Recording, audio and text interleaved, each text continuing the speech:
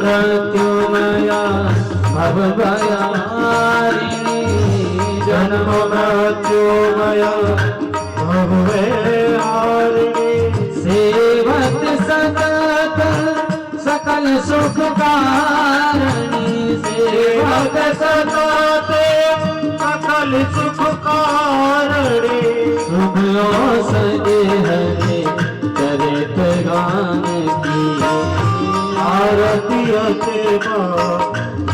पुराण की विषय विलास विमोह विनाशिनी विषय विलास विमोह विनाशिनी रसिक हृदय रस रास विलासिनी रसिक हृदय रस रास विलासिनी भगवत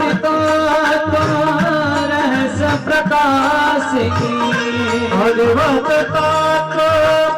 रहस प्रकाश भक्ति मोक्ति रचे प्रेम सुदासिनी भक्ति मोक्ति रचे प्रेम सुधासिनी कथा अकिंचन प्रिय सुजान की आरती पावन पुराण की परमहंस मुनि मन उल्लासिनी परमहंस मुनि मन उल्लासिनी रसिक हृदय रस रास विलासिनी रसिक हृदय रस रास विलासिनी भक्ति मोक्ति रस प्रेम सुदासिनी भक्ति मोक्ति रस प्रेम सुधासिनी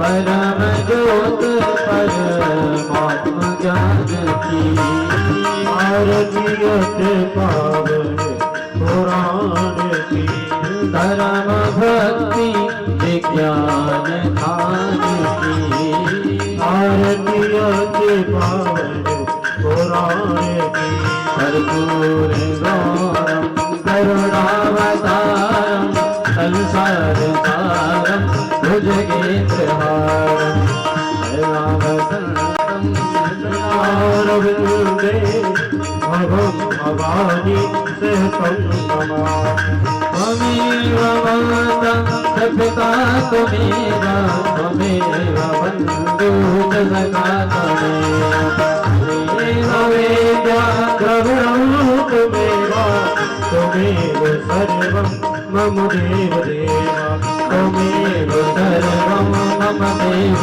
देव त्वमेव सर्वं मम देव देव।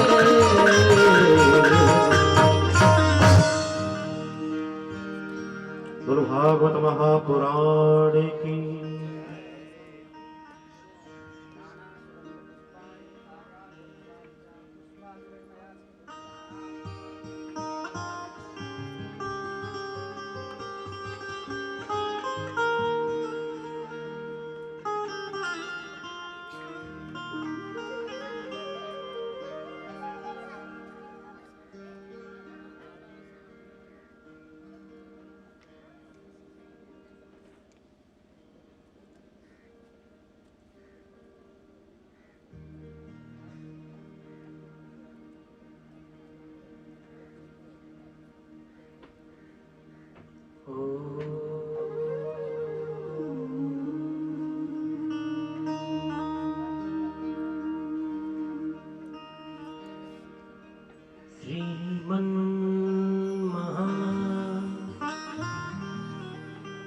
गणाधिपतये नमः।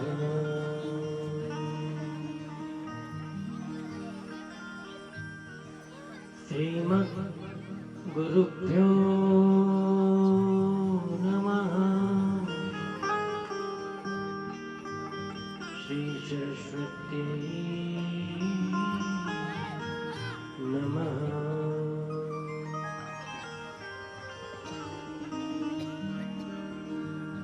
गजाननं भूतगणादिसेवितम्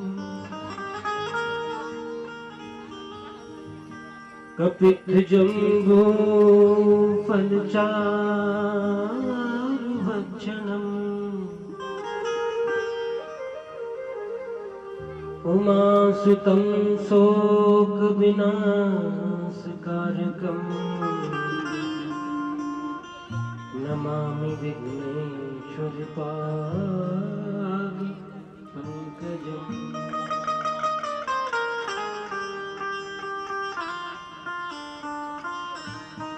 अज्ञानितिमिरान्धस्य ज्ञानाञ्जनशलाकया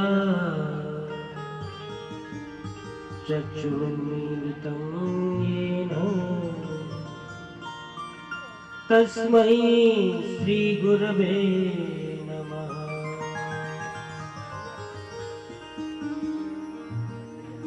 नारायणं नमस्कृत्यं नरं चैव नरोत्तमम् देवीं सरस्वतीं व्यासं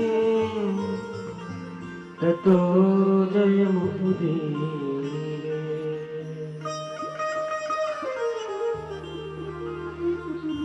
कि बंसी विभूषितकरा नवनीरदाभा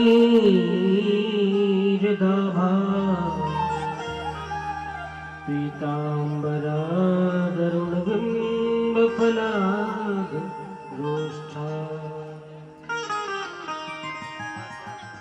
पूर्णेन्दुसुन्दरमुखा अजबिन्दुनेत्रा कृष्णात् परं किमपि तत्त्वमहं न जाने। बोलिए भागवत महापुराण की जय, श्री गुरुदेव भगवान की जय, बांके बिहारी लाल की जय, गौ माता की जय, बस्ती माता की जय, सत्य सनातन धर्म की जय। जय जय श्री राम, श्री द्वारिकाधीश भगवान की जय।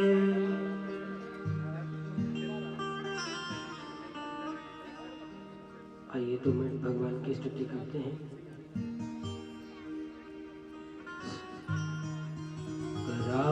करारविंदे न पदारविंदम मुखारविंदे विनिवेशयन्तम्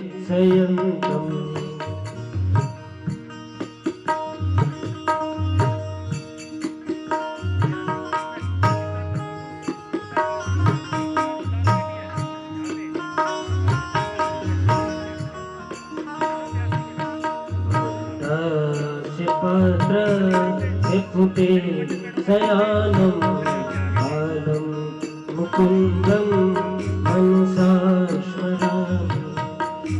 कृष्ण गोविन्द हरे मुरारी, हे नाथ नारायण वासुदेवा। ये भेद रक्त में देव गोविंद दामोदर माधवेति।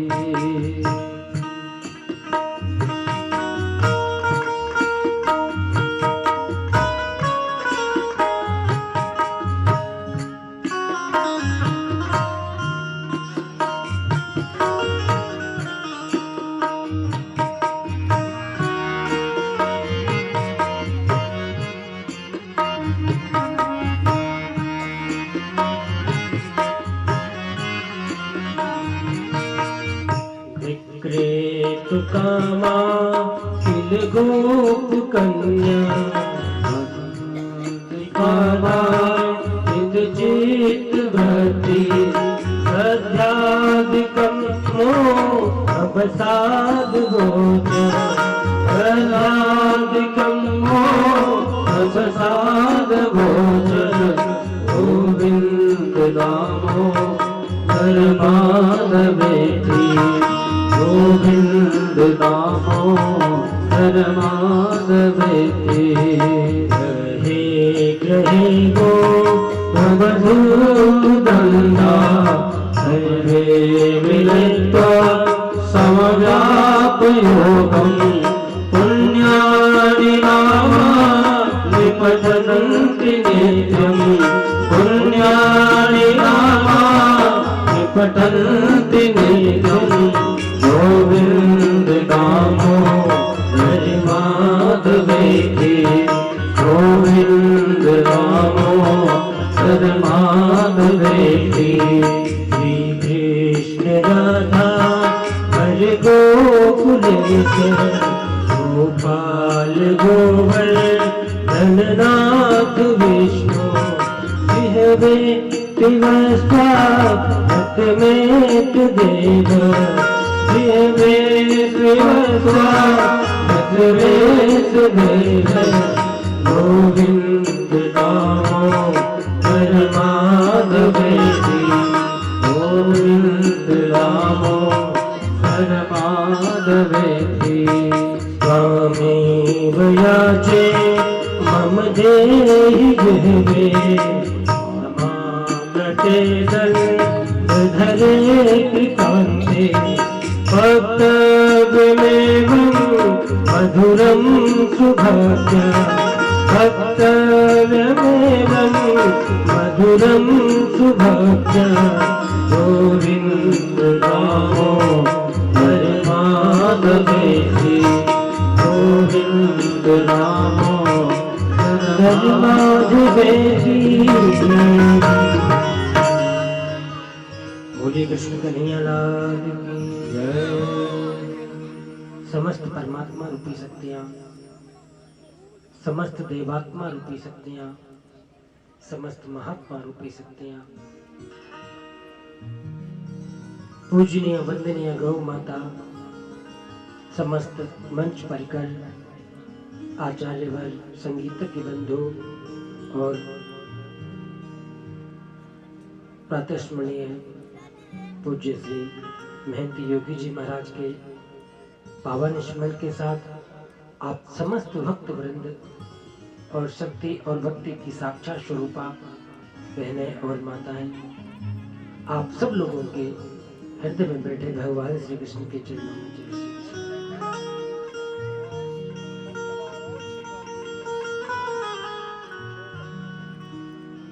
आइए आज हम द्वितीय दिवस में प्रवेश करेंगे। कल भगवान की कृपा से आपके यहाँ दिव्य अद्भुत ये आयोजन बना, जिससे कि गौ माता के लिए और पूज्य श्री महाराज जी का जो अनवरत प्रयास चलता आ रहा है, जो उनकी मेहनत, लगन और कर्म है, धर्म है, उसी परिवेश में, उसी भाव में आप हम सब लोगों ने कल भागवत जी की कलश यात्रा भी निकाली। सबने बड़े भाव से उसमें अपना अपना योगदान दिया और उसका लाभ लिया।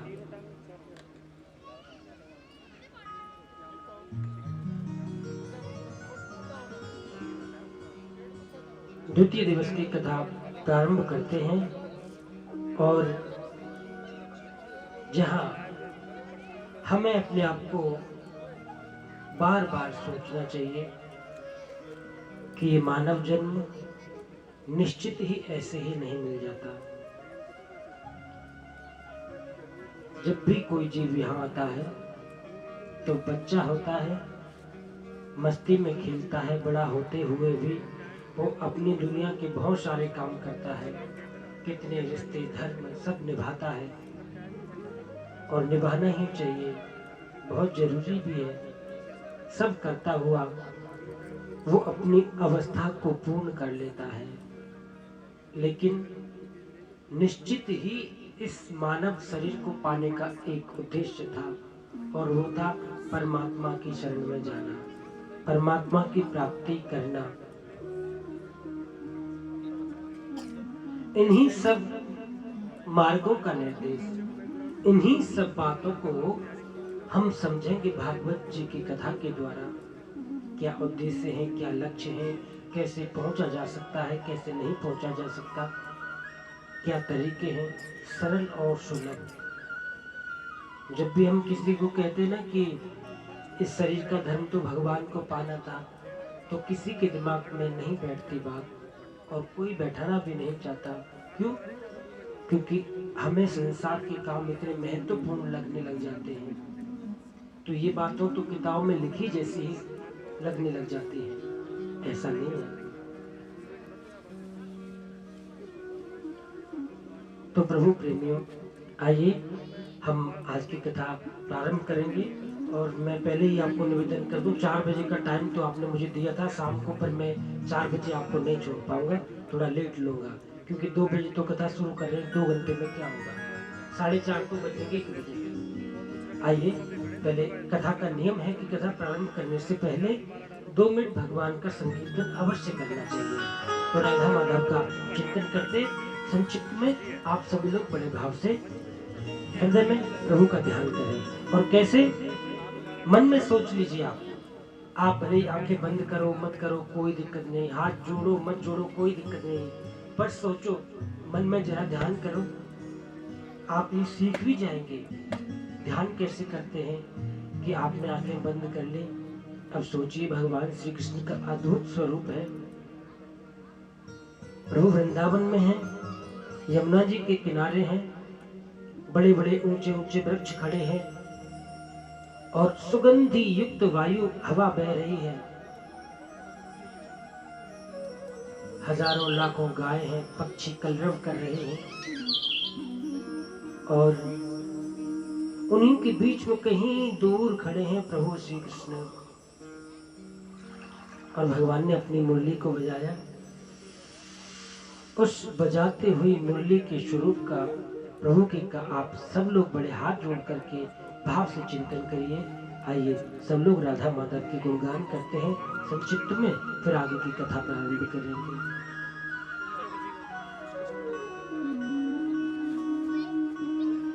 जय राधा माधव,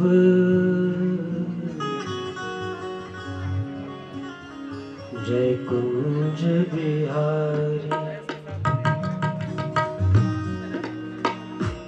माधव जय कुंज बिहारी, जय राधा माधव जय कुंज बिहारी, जय गोपी जन वल्लभ, जय गोपी जन वल्लभ,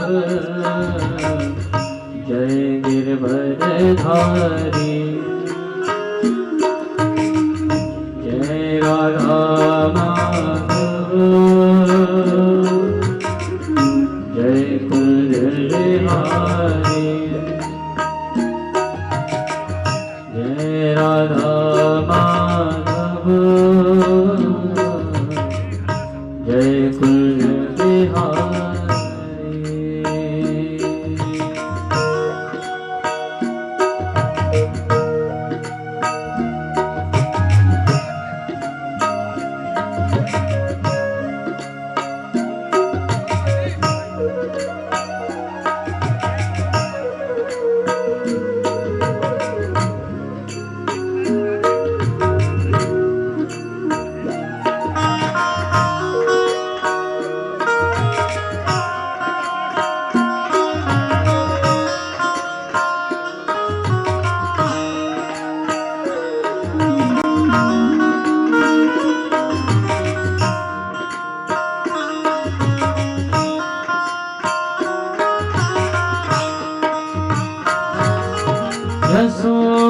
यशोदानंदन ब्रज जनरंजन, यशोदानंदन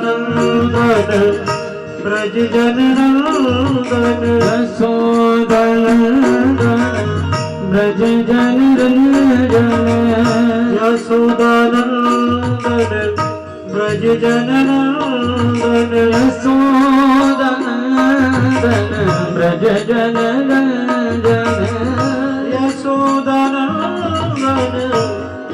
जगनंदन यशोदानंदन ब्रज जननंदन यशोदानंदन ब्रज जननंदन यमुना तीर बलधारी यमुना तीर बनहारी जय राधा माधव जय कुंज बिहारी राधे जय राधा माधव जय कुंज बिहारी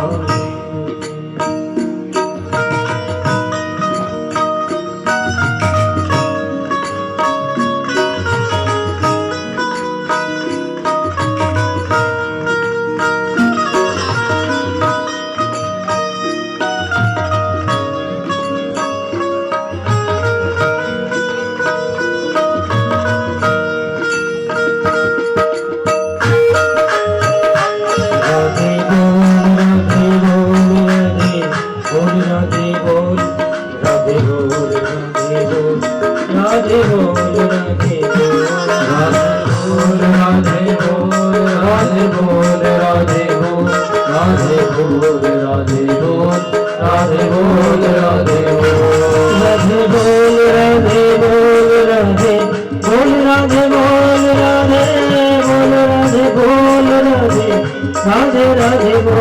राधे बोल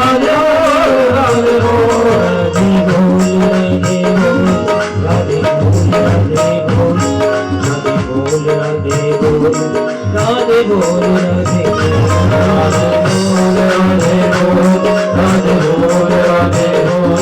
राधे बोल राधे बोल राधे बोल राधे बोल राधे कृष्ण राधे राधे राधे राधे श्याम श्याम राधे राधे कृष्ण कृष्ण कृष्ण राधे राधे राधे श्याम राधे श्याम जय जय श्री राधे।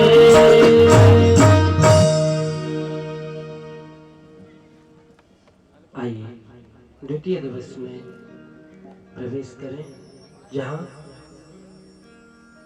प्रथम स्कंद प्रारंभ हो रहा है भागवत जी का। आप सब लोग मुझे बताएं कि आपने पहले कथा सुनी है भागवत जी की इस तरह? सबने, लगभग सबने सुनी है। अच्छा, तो कितने लोगों ने सुनी है ऐसे बताओ। लगभग किसी ने नहीं सुनी ना? 2 4 5। अच्छा, तो देखिए भगवान की ये भागवत कथा दिव्य ग्रंथ है।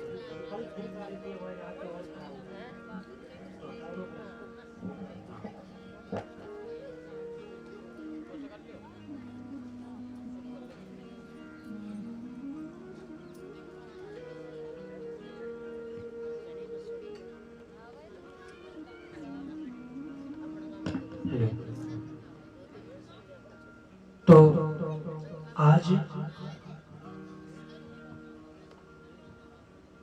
भगवान के प्रथम स्कंद की कथा आपने सुना। भागवत में कितने अध्याय हैं?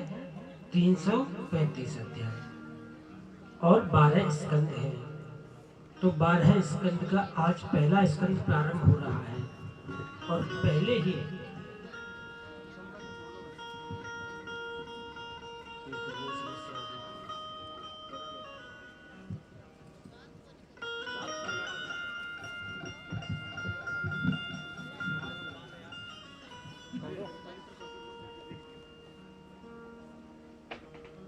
तो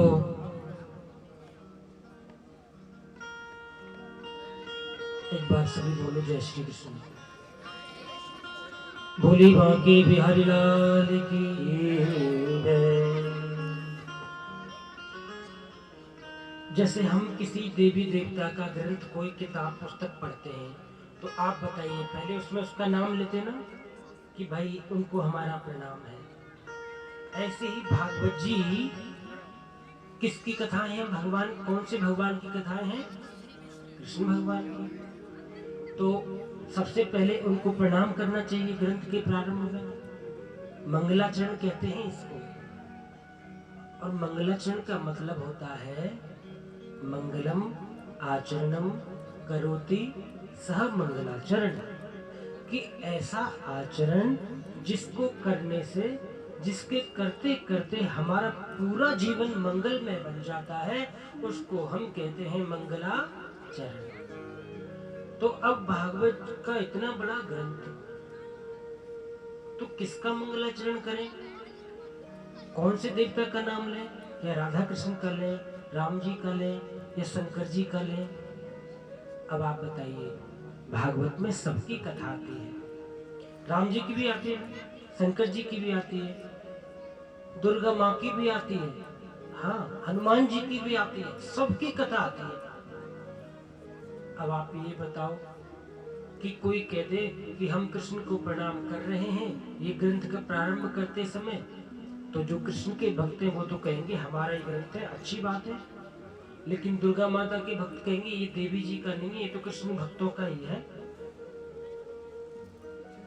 तो देखिए, पहले श्लोक में किसी देवता का नाम नहीं लिया, कि कृष्ण का, राम का, देवी का, किसी का भी नाम नहीं लिया, तो फिर कैसे स्तुति गाई?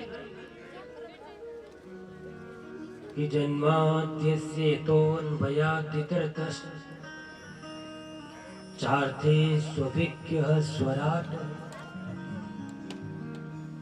तेजो वारिमृदां यथा विनिमयो यत्र त्रिसर्गो मृषा। जन्माद्यस्य तोऽन्वयादितरतश्चार्थे स्वभिज्ञः स्वराट् तेने ब्रह्म हृदय आदि कवये मुह्यन्ति यस्सूरयः और तेजो वारिमृदां यथा विनिमयो यत्र त्रिसर्गो मृषा धाम्ना स्वेन सदा निरस्तकुहकं सत्यम परम धीमहि। परम सत्य ध्यायेम वयम सर्वे, हम सब उस परम सत्य का ध्यान करते हैं। अब आप बताओ मुझे, इस सत्य का ध्यान करके कौन से देवता का नाम लिया भला? सभी का नाम लिया, हाँ, क्योंकि हम कहें कि कृष्ण सत्य हैं, बिल्कुल सत्य हैं, दुर्गा सत्य हैं, बिल्कुल सत्य हैं, हनुमान सत्य हैं, बिल्कुल सत्य हैं। एक का नाम ले लेते तो एक का ग्रंथ हो जाता। तो सत्यम परम धीमहि। अच्छा, कल आपने सुना था कि सत्य क्या है, और अब आज एक नई बात हो रही ना, परम धीमहि, सत्यम परम, परम सत्य को प्रणाम करते हैं। परम सत्य क्या है? सत्य तो है ही, लेकिन परम सत्य किसको कहते हैं? जैसे यहां इसमें बता रहे हैं, जन्माद्यस्य, जन्म आदि विकार से रहितस्य अपि हेतु परमात्मा, भगवान। जो जन्म और मृत्यु से अलग है, कभी उसका जन्म नहीं होता है, कभी मरता नहीं है। वैसे उनकी इच्छा है कि कृष्ण बन के आए नंद बाबा के यहाँ, दशरथ जी के यहाँ राम जी बनकर आए। वो प्रभु अपनी इच्छा से आते हैं, नहीं तो ऐसा नहीं कि उनको जन्म लेना ही पड़ेगा या मरना ही पड़ेगा। इन सबसे दूर है।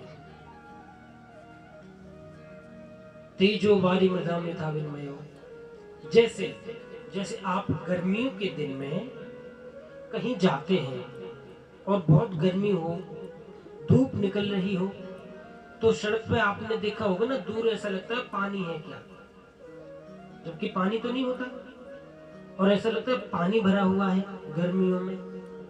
तो वो क्या है? तेजो, सूर्य का प्रकाश, अग्नि, वारी, जल, मृदां यथा विनिमयो, जैसे कि अग्नि, जल और पृथ्वी के संपर्क में आकर के ये हमें सूर्य की रश्मियों से जो भ्रम होता है, पानी सड़क पर नहीं है पर फिर भी पानी जैसा लगता है, ऐसे ही ये संसार सत्य तो बिल्कुल नहीं है, परंतु उस परम सत्य परमात्मा का इससे संपर्क होने के कारण ये संसार असत्य होने पर भी हमको सत्य जैसा लगता है। आप समझ गए परम सत्य किसको कहते हैं? परम सत्य वो होता है जिसका संपर्क, जिसका संग अगर असत्य भी कर ले तो वो असत्य भी सत्य जैसा लगने लग जाता है। तो इसलिए प्रभु प्रेमियों, परम सत्य सिर्फ भगवान है। उन्हीं की वजह से ये सत्यवत जैसा जगत लग रहा है।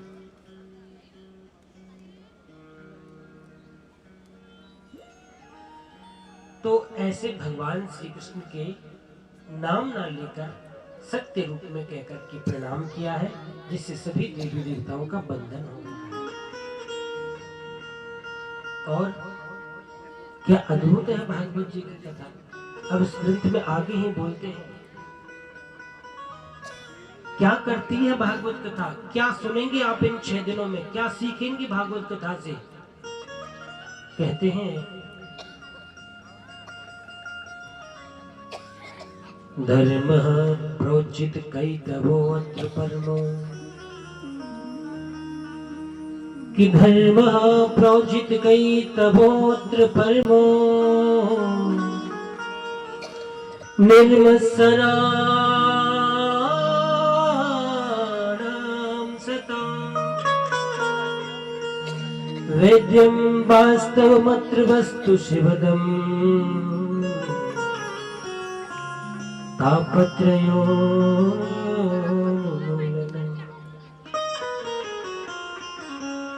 श्रीमद्भागवते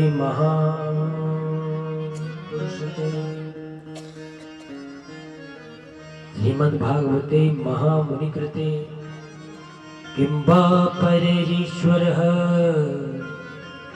सद्यो हृद्यवरुध्यते अत्र कृतिभिः शुश्रूषुभिस्तक्षणा।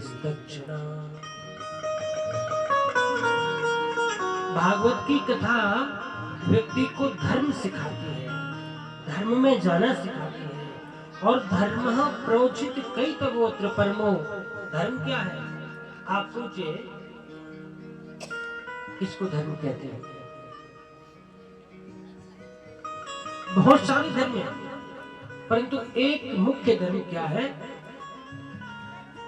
प्रोचित कैतवोऽत्र परमो निर्मत्सराणां सताम्।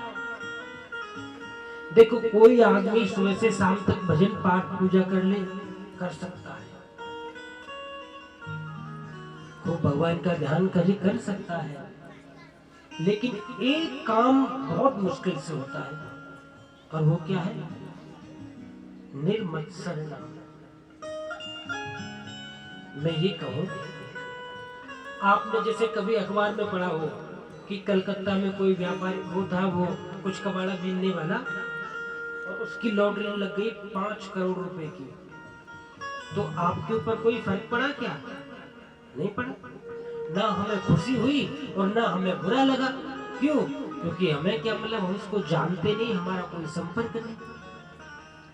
और सही सोचिए, बिल्कुल यही 5 करोड़ हमारे पड़ोसी को अगर ऐसे मिल जाए तो जरा बताओ कुछ आएगा कि नहीं आएगा मन में? आएगा ना? आएगा। क्यों? ये काम बहुत कठिन है। तो इसको कहते हैं मत्सरता, ईर्ष्या।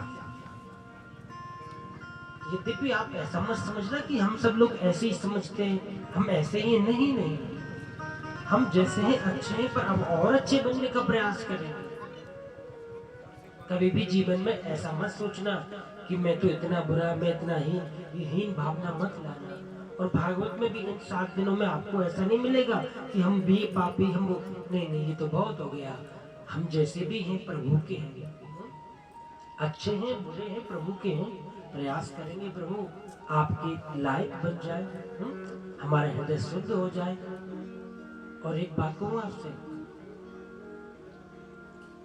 कोई बहुत भजन करे, बहुत तप करे, और उसका अगर हृदय शुद्ध नहीं हुआ तो उसका भजन ध्यान पूजा करने का कोई बहुत महत्व नहीं रह जाता। और आप हम, और विशेष करके तो गांव में जो बुजुर्ग माताएं होती हैं तो उनका जो हृदय रहता है, जो भोलापन होता है, भगवान को बहुत भाता है, प्रभु को बहुत अच्छा लगता है। क्यों? निर्मल मन जन सो मोहि पावा, मोहि कपट छल क्षेत्र न भावा। सो मोहि पावा, मोहि कपट छल क्षेत्र न भावा। निर्मल मन जन सो मोहि पावा, मोहि कपट छल क्षेत्र न भावा। निर्मल मन जन सो मोहि पावा, मोहि कपट छल क्षेत्र न भावा। मन के मारे बन गए और बस तजवास्ती कह कबीर मन लालची,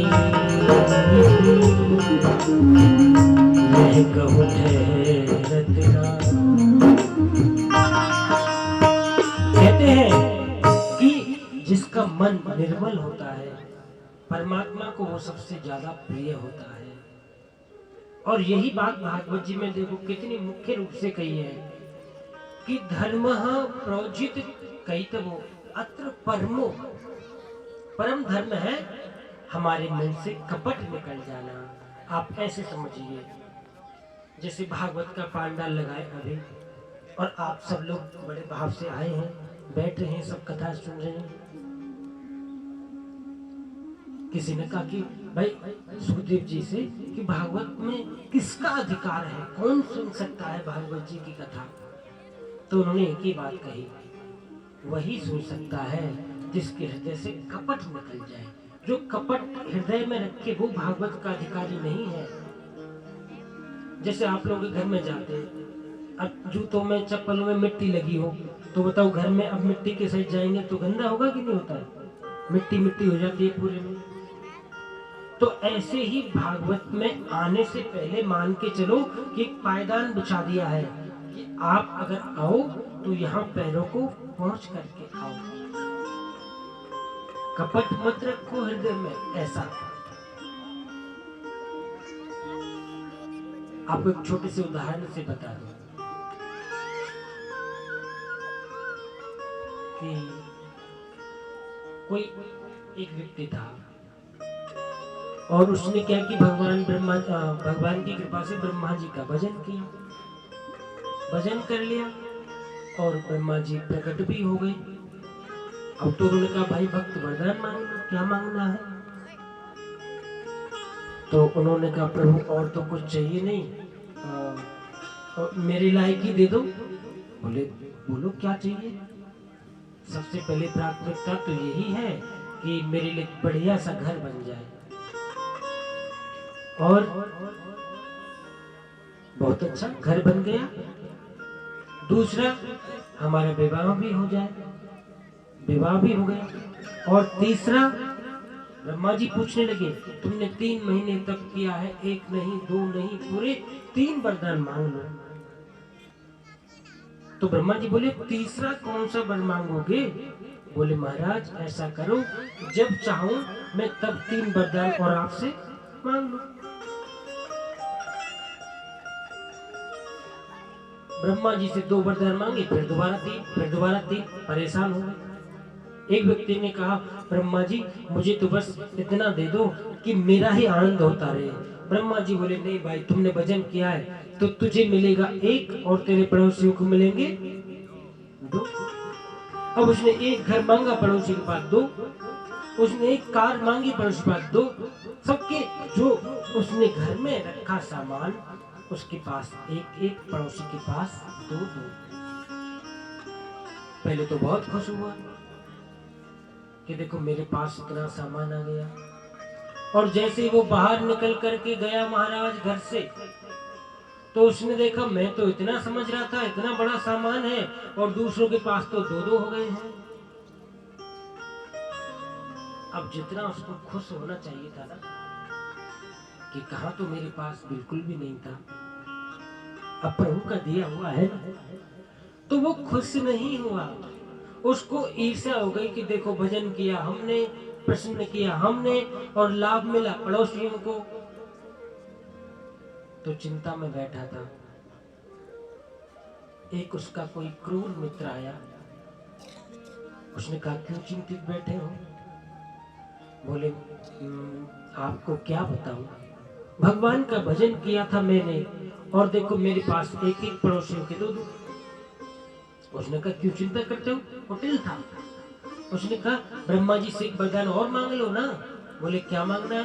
पहले इतने सारे मांग के बैठे। बोले एक ये मांग लीजिए कि ब्रह्मा जी मेरी एक आंख फूट जाए। हाँ, अब उसने क्या किया, अपने एक आंख फुड़वा ली। तो आप सीधी सी बात है पड़ोसियों की। हाँ, अब उसने क्या किया कि एक और काम कर दो प्रभु। बोले क्या करना है? बोले हमारे घर के सामने एक कुआं खुदवा दो। हाँ? तो अब उसके यहाँ उसके पास एक आंख भी है, कुएं के साइड में जगह भी है निकलने को। पड़ोसियों की तो दोनों ही आंखें नहीं और पूरे कुएं खुदे। हाँ? तो क्या, अब बेचारे सब गए दम दम करके गिर पड़े। तो ये होता है कपट। यद्यपि ये बातें जल्दी नहीं निकलती हम लोगों के अंदर से। क्यों? क्योंकि बहुत लंबा अभ्यास है। पर कोई बात नहीं, जितना लंबा अभ्यास है ऐसे हम लंबा अभ्यास कर भी तो सकते हैं। हम ये सोच भी तो सकते हैं कि हमें हमारे अंदर की बुराइयों को दूर करना है। तो सबसे बड़ा काम है आदमी के हृदय से ये मत्सर निकल जाए। बहुत बड़ी स्थिति है। तो ये निकलना सिखाती है भागवत जी की कथा। फिर क्या होगा भागवत की कथा सुन के कि श्रीमद् भागवते महामुनि कृते किंबा परैरीश्वर और सद्यो हृदय वरुध्यते यत्र कृतिभिः शुश्रूषुभिस्तक्षणा। जिस समय हम भगवान की कथा सुनेंगे ना तो हमारा कपट भी जाएगा और उसी समय तत्क्षण भगवान हमारे हृदय में प्रकट हो जाएंगे। आपने सोचा होगा कि ऐसे कैसे प्रकट होंगे? आप खुद अपनी बात समझिए। जैसे अभी आप कथा सुनने आए हैं तो आपको कथाएं पता है कि 2 बजे का कथा का समय है, जल्दी जल्दी काम करो। और जैसे काम से फ्री हुए तो आप बाहर निकलते हैं ना घर से यहाँ आने के लिए, तो आप सही बताना, क्या हृदय में आपको उत्साह नहीं लगता? क्या प्रभु के प्रति प्रेम नहीं आता? बस यही प्रेम है, यही प्रभु का प्राकट्य है। जितना हमारा प्रेम होता है उतना ही हमारे अंदर आता है।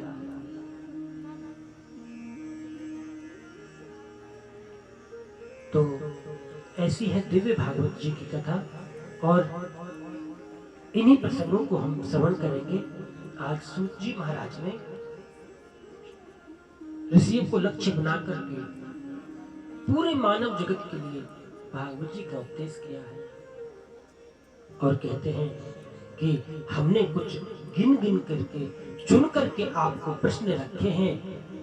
कल सुना था ना आपने कि सौनक जी महाराज 88,000 ऋषि नैमिषारण्य में बैठे हैं और उन्हीं के मध्य में एक सूत जी महाराज हैं, वो उनको कथा सुना रहे हैं। तो ऋषियों ने सूत जी महाराज से पूछा, हमारे 6 प्रश्न हैं और जब भी कोई प्रश्न भागवत में आए तो आप ऐसा विचार मत करना कि वहां ऋषि बैठे होंगे उन्होंने पूछा होगा। नहीं नहीं, वो सभी प्रश्न आपके और हमारे हैं। कोई भी प्रश्न वो अगर पूछे है ना तो आप समझ लेना आपके और हमारे ही वो प्रश्न है। यही तो है भागवत की कथा। भागवत की कथा कोई दृष्टांत, चुटकुला, मनोरंजन आदि आदि नहीं है। ये तो हमारी और आपकी रोज होने वाली कथा है।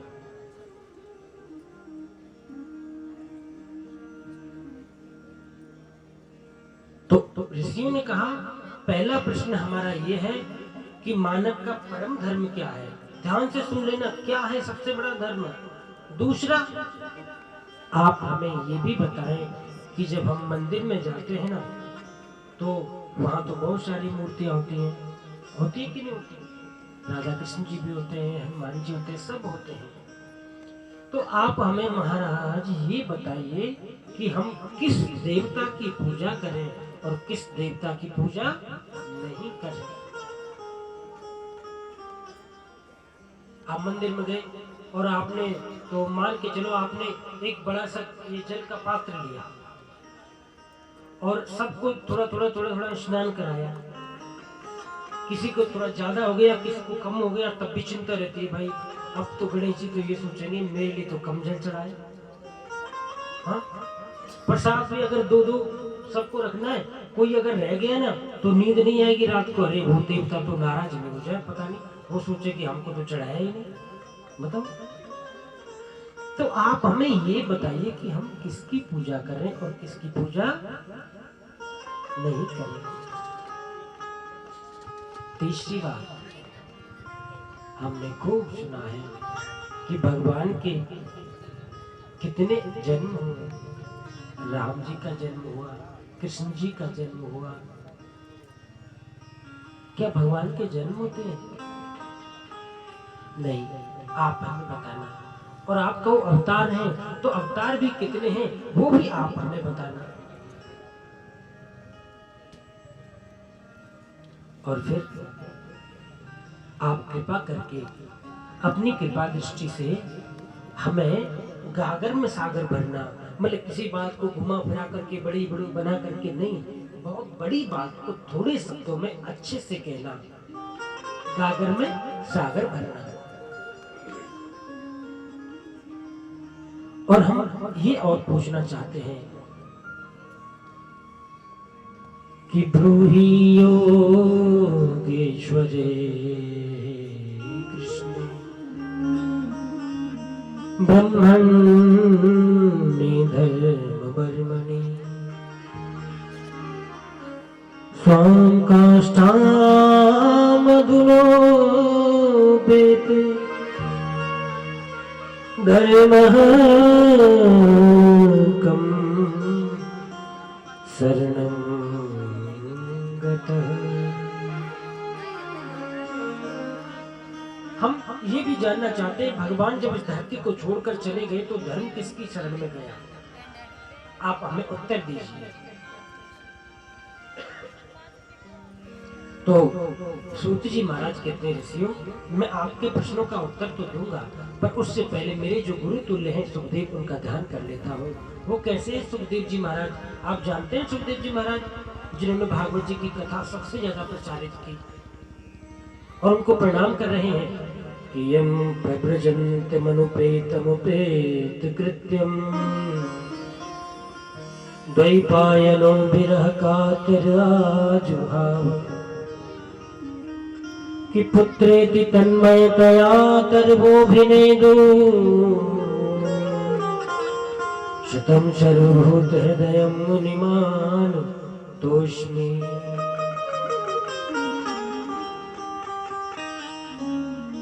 जो पैदा हुए ना, पैदा तो कहते हैं पैदा होने के साथ ही संन्यास ले लिया, वन में चले गए।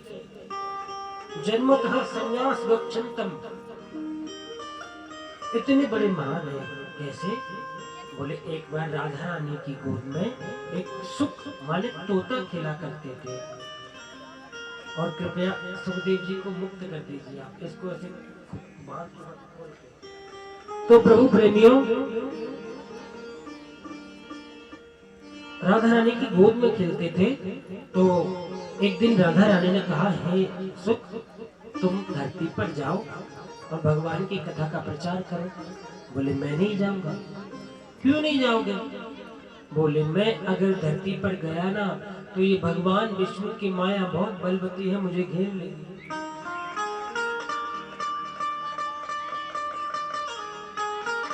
कि वैष्णवी व्यतनो माया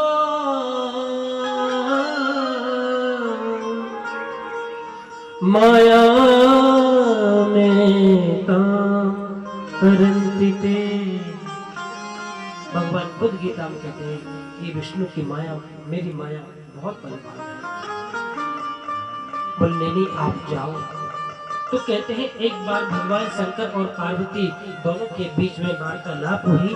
परिणाम ये हुआ कि शंकर भगवान ने पार्वती माता को अमर कथा सुनाई, और जिस समय कथा सुनाई तो वहीं पीछे एक अंडा पड़ा हुआ था, और माँ पार्वती माँ सुन रही है। भगवान शंकर कथा कहने लगे, माँ सामने बैठी है, और 1 2 3 4 5 दिन कथा होती रही। तो पहले दिन की कथा में जो अंडा था पीछे वो फूट गया, दूसरे की में जीव बन गया, तीसरे से वो जीव कथा सुनने लगा। और 7वें दिन जिस समय कृष्ण उद्धव संवाद चल रहा था, ज्ञान की चर्चा चल रही थी, उस समय माँ पार्वती को नींद आई। ऐसा तो मैं नहीं कहूंगा, क्यों? क्योंकि वो जगत जननी है, भवानी है, और भगवान शंकर की पत्नी है, वो सो तो नहीं सकती। हाँ, ऐसा जरूर हो सकता है कि उनका ध्यान बहुत लग गया हो और वो हुंकार न भर पाई हो। जैसे हम कहानी सुनाते ना बच्चों को, तो कहते कोई कथा सुनाई तो वो हाँ वो कुछ ना कुछ करते हैं ना बाद में, तो उसको कहते हैं हुंकारा भरना। तो अब माता पार्वती थोड़ी चुप हो गई। अब शंकर जी कहीं कथा बंद ना कर दें, इसलिए पीछे जो तोता था ना, तोते का बच्चा, उसने पीछे से कहना शुरू कर दिया। और जैसे कथा पूरी हुई 7 दिन की, और भोले बाबा ने जयकारा लगाया, भोले बांके बिहारी लाल की जय, जयकारा लगाया। फिर माता पार्वती का ध्यान एकदम आया, और फिर माँ बोली हाँ प्रभु। फिर भगवान श्री कृष्ण ने उद्धव से क्या कहा? बोले बाबू बोले मैंने तो पूरी कथा सुना दी, अब क्या बचा? बोले महाराज मैं तो सो गई थी, मुझे तो ध्यान भी नहीं था। तो भगवान बोले भाई तुमने अगर हाँ नहीं कहा, तुमने हुंकार नहीं भरा, तो ये कौन है जिसने मुझे जवाब दिया? पीछे देखा तो सुखदेव जी महाराज। अब भोले बाबा तो भोले बाबा है, आप जानते हैं। वो ज्यादा दिमाग नहीं चलाते, सर्वशक्तिमान है, क्षण में प्रलय कर सकते हैं, लेकिन अति शांत रहते हैं। पीछे देखा नन्हा सा सुख है, मारने दौड़े, और मारने दौड़े तो सुखदेव जी उड़ के भागने लगे। उड़ करके भागते हैं तो एक व्यास जी महाराज है, उनकी पत्नी है अरुणी, एक नाम बिटका भी है। ऐसे उवासी आई, उनको मुंह सांस लेते ना कभी कभी से मुंह खोल करके, तो नन्हा सा सुख आया, मुंह में चला गया। 1 2 4 साल नहीं, भगवान भोलेनाथ बैठे रहे। व्यास जी आए, प्रभु आप कैसे बैठे हैं? बोले इसके अंदर नन्हा सा सुख चला गया है, वो बाहर निकलेगा तब हम उसको मारेंगे। बोले क्यों मारोगे? बोले इसने अमर कथा धोखे से सुनी है, जैसे कभी मंच के पीछे से, ये ब्रह्म विद्या का अपराध होता है, नहीं सुननी चाहिए पीछे से। तो कभी कभी आपने देखा हो ना, मंदिरों में हम जाते हैं तो पहले मंदिरों में प्रणाम करते हैं, फिर परिक्रमा लगाते हैं, और परिक्रमा में मंदिर में मूर्ति के सामने कुछ करें ना करें, लेकिन मूर्ति के पीछे जाकर के जरूर ऐसे ऐसे करते कि नहीं करते? ऐसा कोई विधान नहीं है। प्रणाम करने का भी तरीका है, अग्रे पृष्ठे वाम भागे समीपे गरुड़ मंदिरे। जैसे कभी मूर्ति को सामने से प्रणाम नहीं करना चाहिए, अग्रे पृष्ठे न पीछे से प्रणाम करना चाहिए। वाम भागे जैसे मूर्ति है उसके बाएं तरफ से भी प्रणाम नहीं करना चाहिए। तभी मैं आपको बोलता हूँ ना, आरती भी आप इधर से करिए। तो समीपे गरुड़ मंदिरे, तो बिल्कुल मूर्ति के पास जाकर के भी प्रणाम नहीं करना चाहिए, मूर्ति के सीधे हाथ की तरफ से प्रणाम करना चाहिए।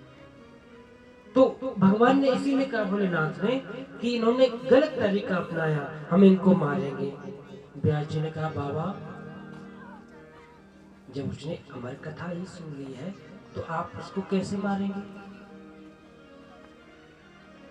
अब तो सुखदेव जी बाहर निकलते नहीं, 10-5 साल नहीं, पूरे 12 साल हो गए पेट में बैठे बैठे। अब सब लोग परेशान, व्यास जी कहे भाई सुखदेव आपकी माता को तकलीफ हो रही है, बाहर निकलिए। बोले नहीं आऊंगा। क्यों?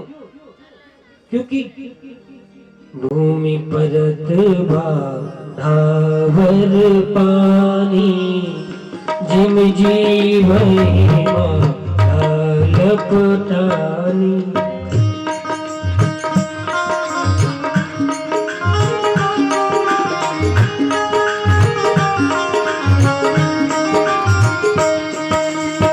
भूमि परत धावर पानी, जिम जीव माया लपटानी।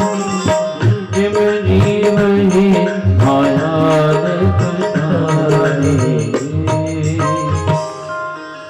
जैसे आपने देखा होगा कि बरसात होती है, बोलो जय श्री कृष्ण।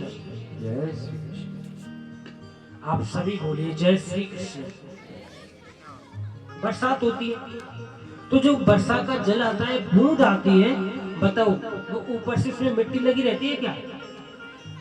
जैसे ऊपर से आई पानी, मिट्टी तो नहीं रहती ना उसमें, और जैसे ही वो धरती में गिरी तो उसमें मिट्टी लग जाती है, भूमि परत।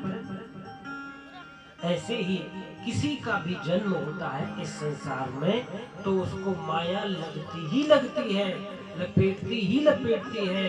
और प्रभु प्रेमियों, माया, मैं छोटी सी बात आपको कही दूं, माया माया हमने बहुत सुनी है। आपने ये सुना होगा ना, माया को छोड़ दो, माया बुरी चीज है।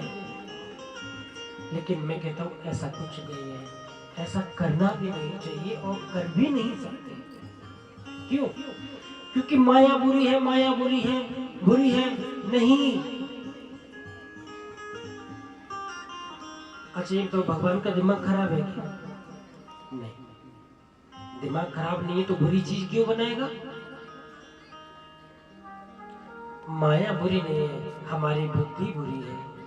जैसे जीवन में हम लोग कहते हैं काम क्रोध मोह लोग सबको बुरा बताते हैं, और हमने तो यहाँ तक सुना कि बड़े बड़े सब लोग कहते हैं कि इसको छोड़ दो, ये करो वो करो। नहीं, आप प्रयास कर ले, छोड़ नहीं पाओगे, नहीं हो पाएगा ऐसा। क्यों? क्योंकि बुरी माया नहीं है, हमारे विचारों की दिक्कत है। जैसे आप सब्जी बनाते हैं, किसी आदमी ने नमक लिया, नमक, और ज्यादा नमक डाल दिया सब्जी में। थोड़ा ध्यान से सुनना सभी, ज्यादा नमक डाला सब्जी में, तो आप बताएं उसमें स्वाद आएगा क्या? ऐसे नहीं, आप थोड़ा हाँ हूँ कुछ कर दिया करो ताकि मुझे लगे कि आप सुन रहे हैं। हाँ, मैं कोई ऐसे नहीं कि मैं कुछ औपचारिकताएं करके आपको चला जाऊंगा। सब्जी में नमक ज्यादा डालेंगे तो अच्छी लगेगी क्या? और कहीं वो नमक आप सब्जी की जगह खीर में डाल दो तो और बुरा रहेगा। इसका मतलब नमक बहुत बुरी चीज है। बुरी है नहीं, नमक बुरी नहीं है, हमारी समझ बुरी है।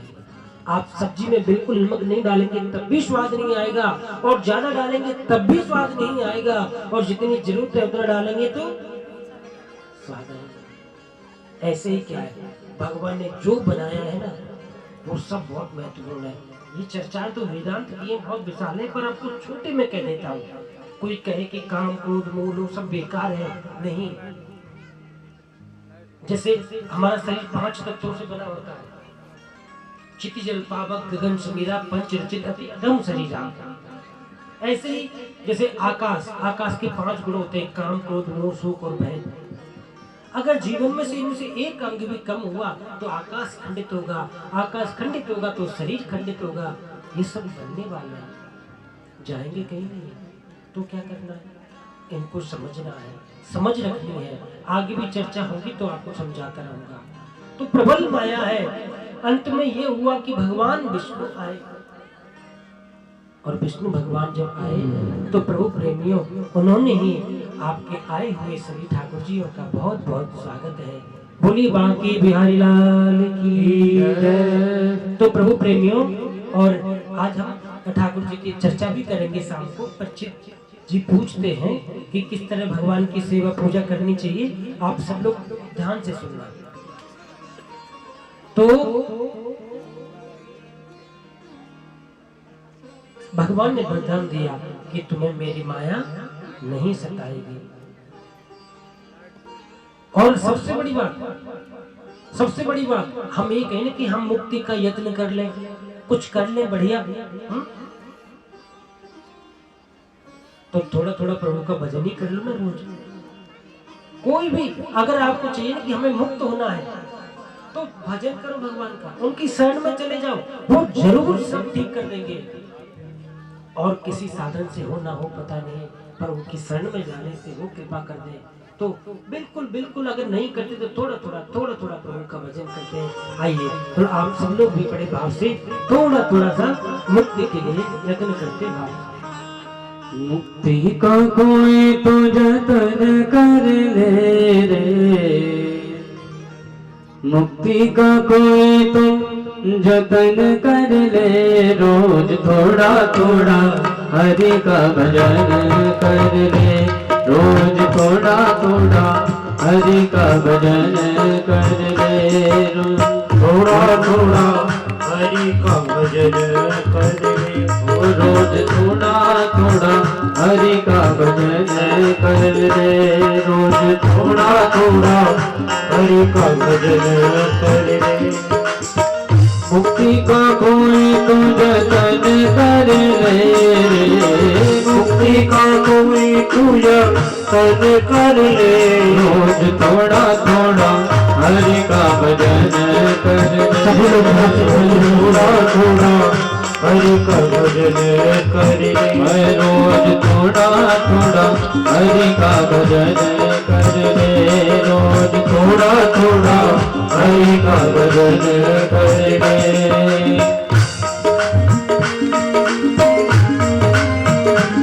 बांके बिहारी लाल की जय हो।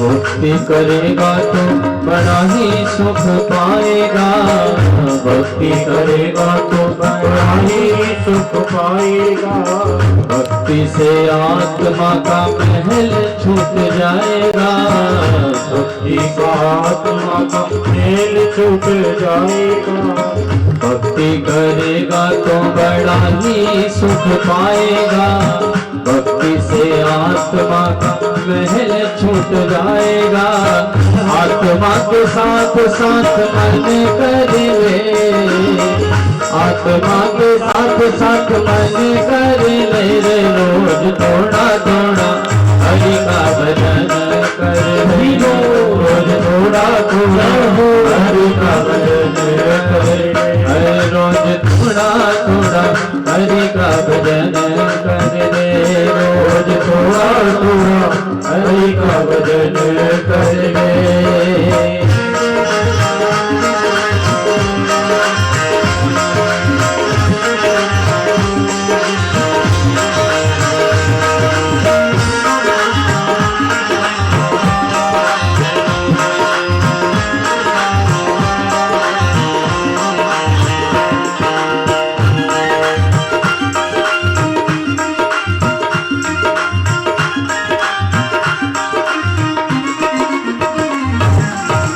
संगत कर अच्छे लोगों की, संगत कर अच्छे लोगों की, दवा मिल जाएगी सभी रोगों की, दवा मिल जाएगी सभी रोगों की, संगत कर अच्छे लोगों की, दवा मिल जाएगी सभी रोगों की, जिंदगी तू अपनी चमन कर ले रे, जिंदगी तू अपनी चमन कर ले, रोज थोड़ा थोड़ा हरि का भजन कर ले, रोज थोड़ा थोड़ा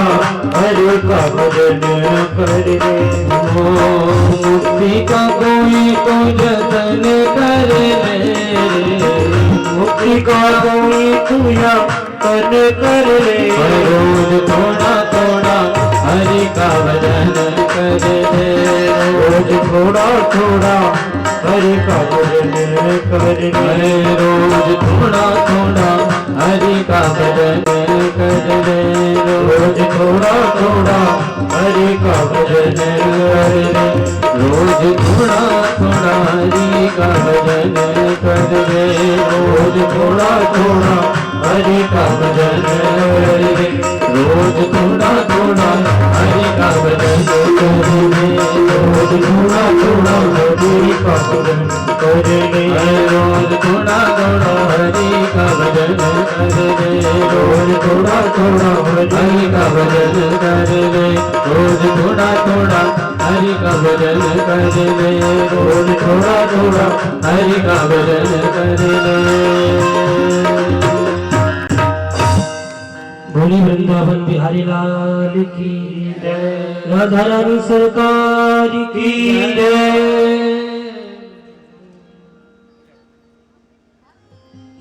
तो आज सुखदेव जी का प्राकट्य हुआ और वो जन्म लेते ही वन को जाने लगे, निर्गुण ब्रह्म की उपासना में लीन हो गए। और अंत में जब व्यास जी ने भागवत की रचना की ना, तो सबसे ज्यादा प्रवर और प्रखर वक्ता सुखदेव ही हुए। तो ऐसे सुखदेव जी महाराज हैं। अब प्रभु प्रेमियों, अब कहते हैं कि मैं आपके उन 6 प्रश्नों का उत्तर देता हूं। सबसे पहला प्रश्न कौन सा था? आपका, हमारा, एक बहुत बूढ़ी अम्मा का, एक बहुत छोटी सी बच्ची का, एक स्त्री का, एक पुरुष का, एक बुजुर्ग का क्या धर्म होता है? मतलब एक शरीर की बात नहीं की, आपके हमारे सब की बात की है। तो सवै पुंसां परोधर यतो भक्ति अद्रुक्षजे अहेतुक्य अप्रतिहता ययात्मा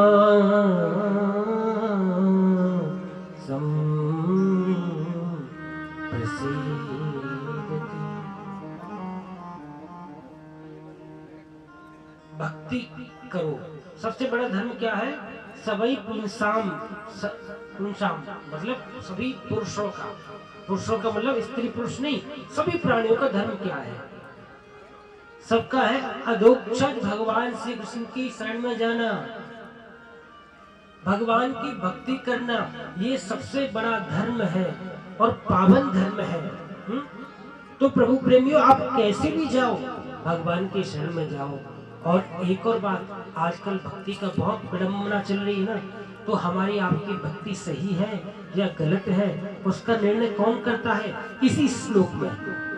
और आइए हमारे बीच में पूज्य प्रातस्मरणीय वंदनीय श्रद्धेय गौ माता के लाडले भक्त परम पूज्य स्वामी जी महंत योगी जी महाराज पधारे हैं। आपका इस मंच से बहुत आभार, स्वागत है। आपके सानिध्य में आपको, हमको, सभी को ये भागवत जी की कथा सुनाने का मौका मिल रहा है। और महाराज जी, मुझे तो ऐसा लगता है कि किसी ने खड़े होकर कथा कहने की परंपरा क्यों नहीं बनाई, क्योंकि आप जैसे महापुरुषों के सामने हाँ बैठ करके ऐसे कथा कहना मुझे बड़ा छोटा छोटा सा लगता है। तो आपके चरणों में मेरा अनन्य भाव और बड़ी श्रद्धा। और प्रभु प्रेमियों, ये कह नहीं रहा हूं मैं, आप देख भी तो रहे ना क्या सेवा है महाराज जी की गायों के लिए, और कितनी जगह कुछ नहीं देखा आपने, हमने भी बहुत है उनका। तो बार बार मेरा उनके चरणों में सादर प्रणाम। हम चर्चा कर रहे थे कि भक्ति हम जो घर में करते हैं, देखो ये बहुत बड़ा चिंता का विषय है। ये या तो कोई दूसरा ही सोचे ये कोई भक्ति भक्ति नहीं है, कोई और नहीं सोचे तो घर वाले ही सोच ले कि ये कोई भक्ति भक्ति नहीं है। तो सच्ची भक्ति क्या है? अभी हम लोग देखो घर में ठाकुर जी की पूजा करते हैं सब, कुछ माताएं तो ऐसी होती हैं जो सत्संगों में बहुत रुचि रखती हैं, पूजा पाठ में आगे रहती हैं, सब काम करते हैं, उस तरह का भाव उनका रहता है। तो कुछ समझदार लोग तो कुछ समझते नहीं है, लेकिन किसी व्यक्ति को उन्माद भी लगता है, प्रमाद यानी फालतू में भी लगता है। तो अगर आपको ये देखना हो ना कि हमारी भक्ति सच्ची है या ऐसी ही है, तो एक सूत्र लगाया कि सवै पुंसां परो धर्मो ये तो भक्तिरधोक्षजे। अब सूत्र लगाया, भक्ति कैसी हो? अहेतुक के अप्रतिहता ययात्मा संप्रसादते। भक्ति हो अहेतुक के और अप्रतिहता, कोई हेतु नहीं हो, उसके बदले में कोई चाहना नहीं हो, तो आपकी निष्कपट भक्ति कही जाएगी और वो विशुद्ध भक्ति कही जाएगी। कोई आडंबर और कोई विडंबना उसमें नहीं है, ये शुद्ध भक्ति होती है। पर आप चिंता मत करो, हम आप लोग जहाँ हैं हम एकदम से ऐसे नहीं बन पाएंगे। हमारे अंदर अगर सकाम भक्ति भी है ना तो करो। वैसे तो लोग कहते हैं ठाकुर जी की प्रभु कि मैं अगर मांगू तुझे तो तुम न देना कुछ मुझे, क्योंकि प्रभु भक्त नहीं मजदूर हो जाऊंगा। प्रभु मैं अगर आपसे कुछ मांगूंगा तो आप मत देना। क्यों? क्योंकि आपका मेरा प्रेम कैसा होगा फिर। पर ये बात बहुत बाद में आएगी। और एक बात और सुनो, आज हम अगर भगवान की पूजा करते हैं तो कुछ ना कुछ मांगने के लिए करते हैं। अगर वो देने में सक्षम नहीं हो तो हम पूजा भी नहीं करेंगे। हम कुछ चाहते हैं प्रभु से, इसलिए उनकी पूजा करते हैं। तो आप करो, चाहे मांगने के हिसाब से ही करो। क्या हुआ? आज सकाम है, कल धीरे धीरे धीरे धीरे करके प्रभु की भक्ति की ताकत होगी, वो निष्काम भी बन जाएगी। पर वो गलत है जो बिल्कुल ही नहीं करे। हमें भगवान की शरण में जरूर जाना चाहिए, भगवान की भक्ति अवश्य करनी चाहिए, अच्छे अच्छे सत्कर्म अवश्य करने चाहिए। क्यों नहीं करें तो बहुत जरूरी है। क्या होगा इससे? अगर हम अच्छा एक बात आप देखिए, आपने देखा है बाहर जैसे राष्ट्र तो अपना भी गौरवशाली है, भारत समृद्धशाली है, लेकिन अन्य कई राष्ट्रों में भी आपने देखा होगा कि बड़े बड़े सामर्थ्यशाली लोग, सब कुछ होता है, फिर भी फांसी लगा लेते हैं, चले जाते हैं, सब कुछ है। क्यों चले गए? क्योंकि उनके पास और तो सब कुछ था, पर जीने के लिए जो रस चाहिए था वो रस नहीं था। अब एक बात बताओ, किसी व्यक्ति के सामने सब कुछ होते हुए भी वो दिमाग से इतना परेशान हो जाए, इतना डिप्रेशन में आ जाए, इतने टेंशन हो जाए, इसको कुछ नहीं सूझे, लोग आत्महत्या कर लेते हैं, करते हैं। क्यों? क्योंकि उसके पास वो रस नहीं है, जीवन जीने का रस नहीं है। तो ध्यान रखना, जब तक हम भगवान की शरण में नहीं जाएंगे, प्रभु की भक्ति नहीं करेंगे, जीवन में सुख शांति और आनंद का अनुभव नहीं होगा।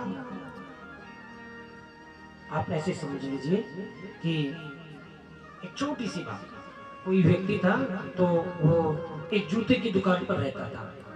तो उसका जो सेठ था, जो मालिक थे, वो कहीं बाहर चले गए मान लीजिए।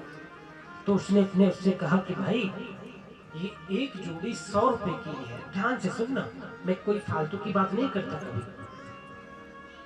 100 रुपए से कम में इसको मत बेचना। उनका ठीक है।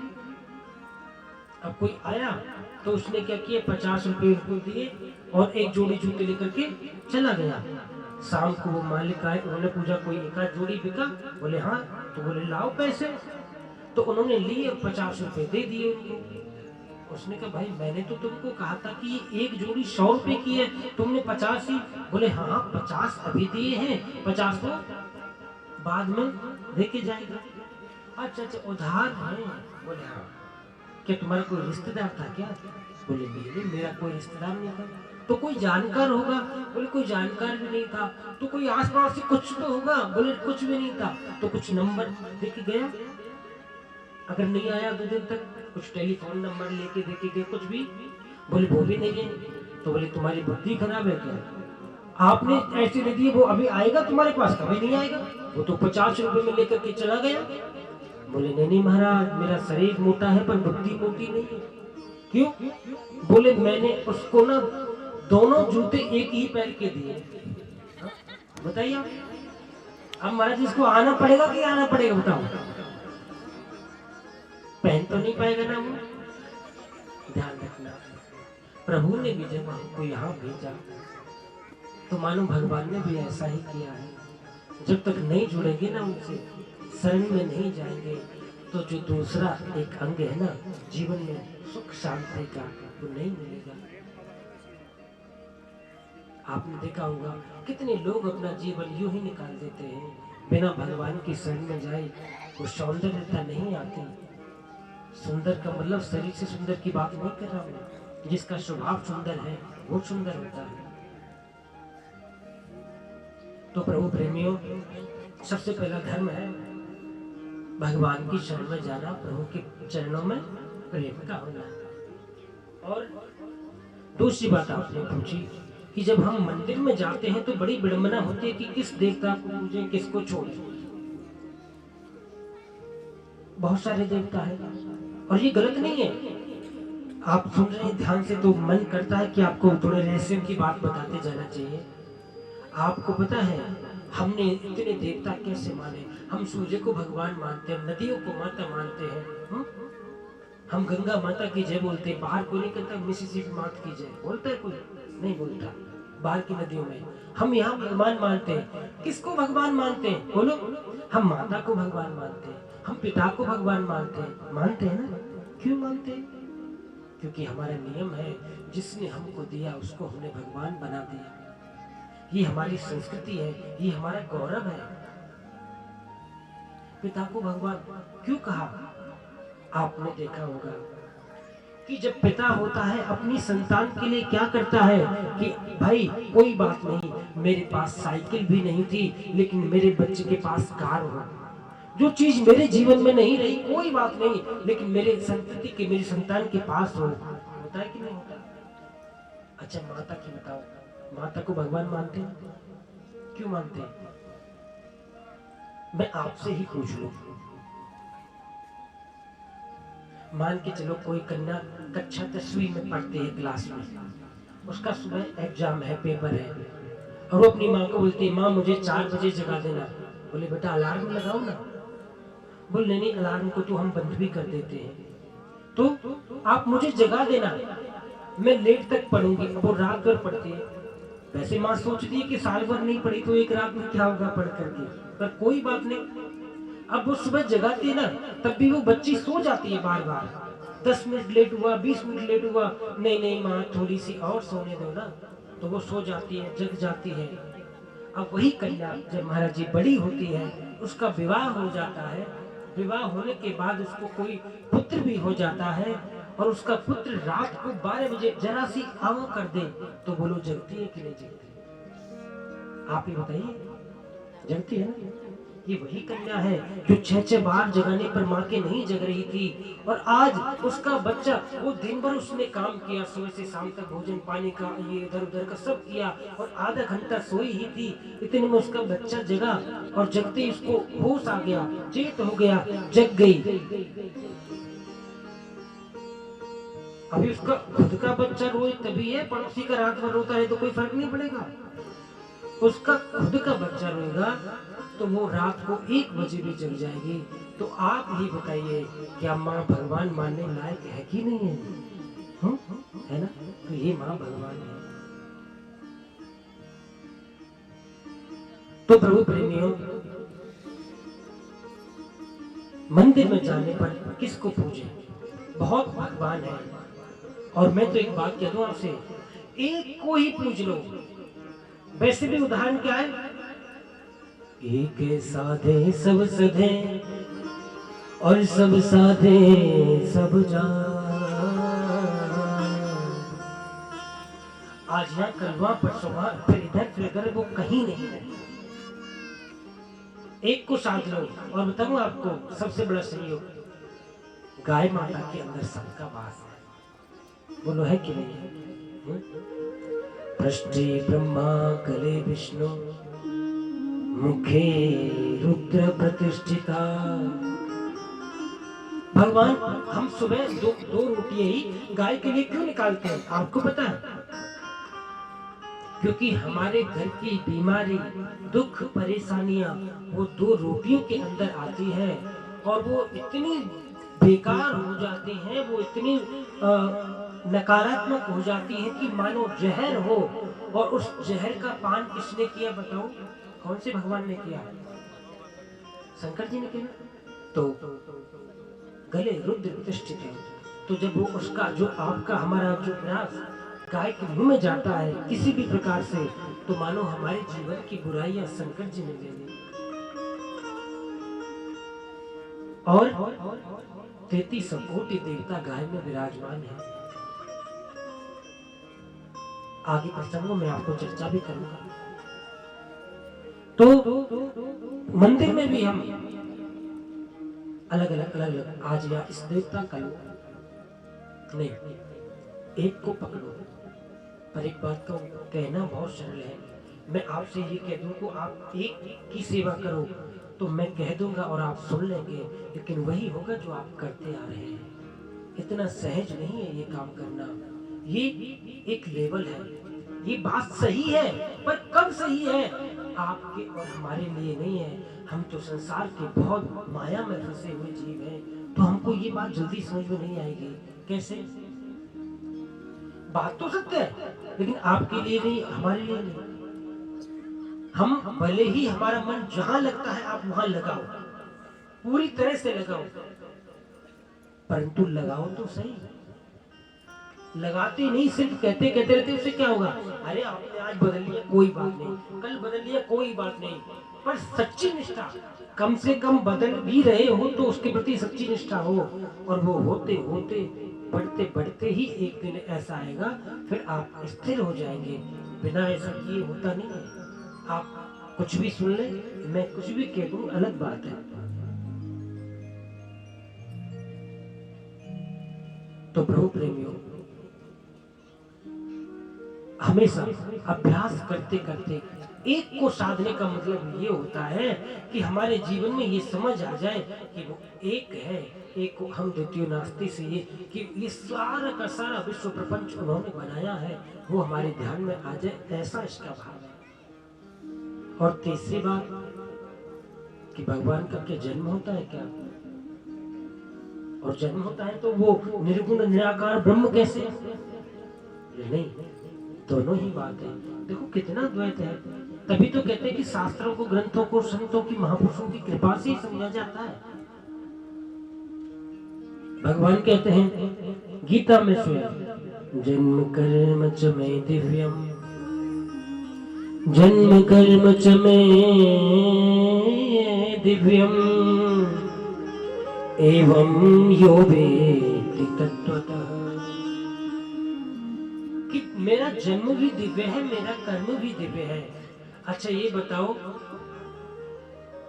इस पूरी दुनिया को किसने बनाया?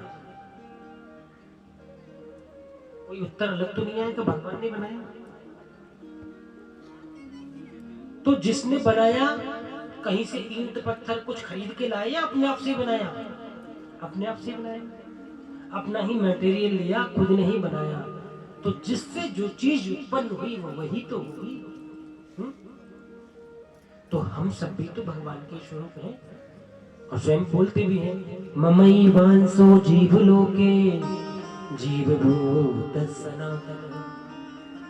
और यही नहीं कि ईश्वर अंश जीव अविनाशी, चेतन अमल सहज सुख राशि, चेतन अमल सहज सुख राशि, चेतन अमल सहज सुख राशि। बहुक करे करुणा नर देहि, हेत ईश बिन हेत सनेहि, हेत ईश बिन हेत सनेहि। भगवान से उत्पन्न हुए तो बताओ, ये हजारों करोड़ों अरबों भगवान के तो जन्म है। और भगवान एक जन्म लेने के बाद भी अजन्मा है, हजारों जन्म ले ले तब भी अजन्मा है प्रभु प्रेमियों, और सब जन्म भी उसके। फिर आप कह रहे अवतार होते हैं, तो अवतार कितने हुए? अवतार होते हैं, भगवान के अवतार हुए हैं 24। 23 अवतार हो गए हैं, अभी 24वां कल की अवतार होगा। ये एक बहुत बड़ा विज्ञान है, लगभग जैसे कि अभी अष्टाविंशतितम कलयुग है, अभी 28वां कलयुग चल रहा है। कली प्रथम चरण, कली का प्रथम चरण भी है। अभी लगभग कलयुग को प्रारंभ हुए 5,500-6 हजार साल हुए।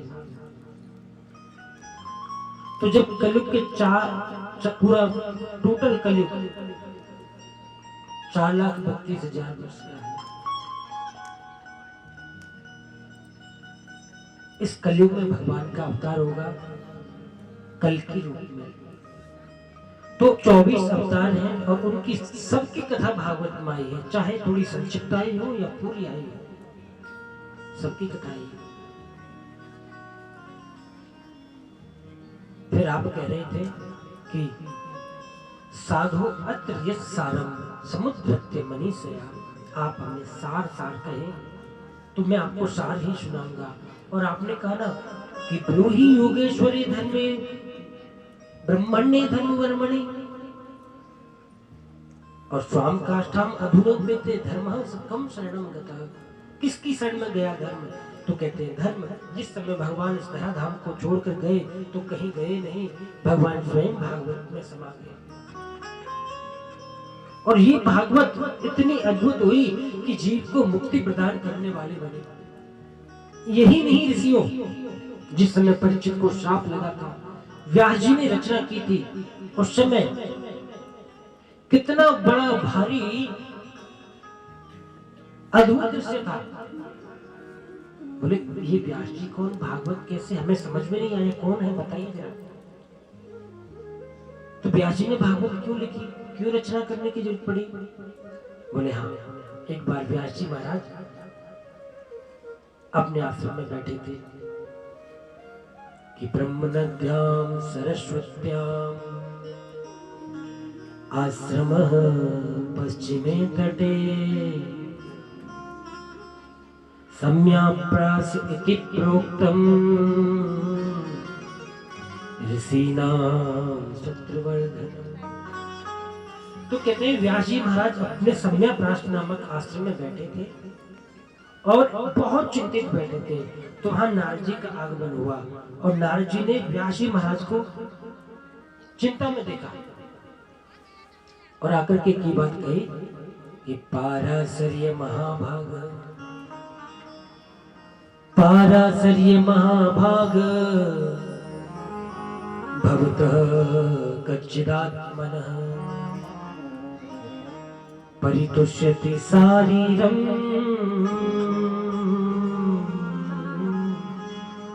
आत्मा मानस एव वा।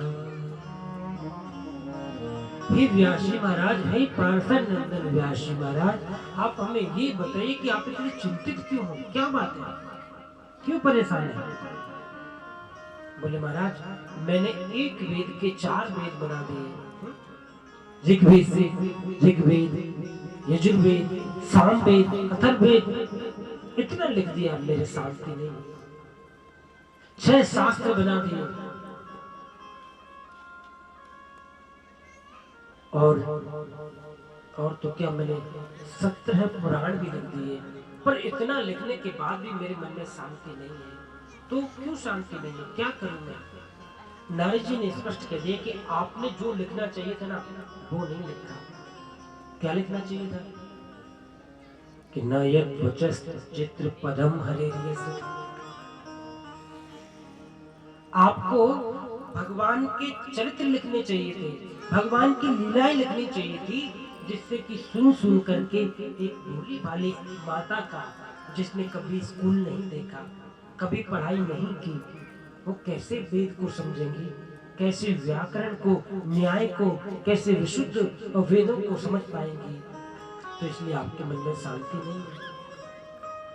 आप ऐसे प्रभु के मधुर चरित्रों का वर्णन करो जिससे कि कोई पढ़ा लिखा हो तो ठीक, और नहीं भी हो तो भी ठीक, उसकी समझ में आ जाए और भगवान में उसका धीरे धीरे प्रेम हो जाए। आप ऐसा कुछ करो। ब्यास जी ने कहा नहीं नहीं महाराज, मैं अब कुछ नहीं कर पाऊंगा, इतना सब कर लिया, मैं तो बुढ़ा वृद्ध भी हो गया हूँ। बोले नहीं नहीं आप करो, क्यों? मेरा आशीर्वाद है। हाँ, क्योंकि संतों की कृपा से आप नहीं जानते संत महापुरुष क्या क्या कर सकते हैं। संतों की कृपा विशाल होती है। आप उसको नॉर्मल वे में मत लेना। मेरा कोई फालतू का स्वभाव नहीं है बात को बड़ा चढ़ा करके कहने का, लेकिन मैं नहीं कहता। ये आज नारद जी महाराज कह रहे हैं कि संत क्या है, वो मैं आपको बताता हूँ। मैं पहले नारद नहीं था। ये जो नारद जी है ना, वीणा बजाते रहते हैं, भगवान का गुणगान करते रहते हैं। मैं नारद नहीं था व्यास जी। पहले मैं एक दासी का पुत्र था। मेरी माता दासी थी। कैसे? कि मेरी माँ गरीब थी। मेरे पिता का मेरे बचपन में ही निधन हो गया था, यानी मेरे पिता लाल जी के थे, बचपन में ही मर गए थे। अब मेरी माँ अकेले क्या करती, क्या किया उसने पता है? वो कहते कि मेरी माँ संतों के आश्रम में गई, संतों की सेवा करती, वहां रहने लगी, और संतों के आशीर्वाद से मैं भी उनके शरण में रहने लगा। धीरे धीरे मेरा मन उनके चरणों में लगने लगा और मेरा प्रभु में प्रेम बढ़ने लगा। और अब तो ऐसा हुआ व्यास जी महाराज कि संत महापुरुषों के चरणों की धूल सिर पर रखते रखते, उनका संग करते करते मेरा हृदय पावन होने लगा। प्रभु का प्राकट्य मेरे हृदय में होने लगा। कहते उन्होंने मेरा नाम रामदास रख दिया था, और जो उनका जूता बच जाता ना संत महापुरुषों का, मैं खा लेता था, और मेरी आत्मा पवित्र होने लगी, मन पवित्र होने लगा। कहते हैं एक दिन वो सभी ऋषि जाने लगे और मैंने हाथ जोड़ लिए, महाराज आप कहाँ जा रहे हैं? मैं तो आपके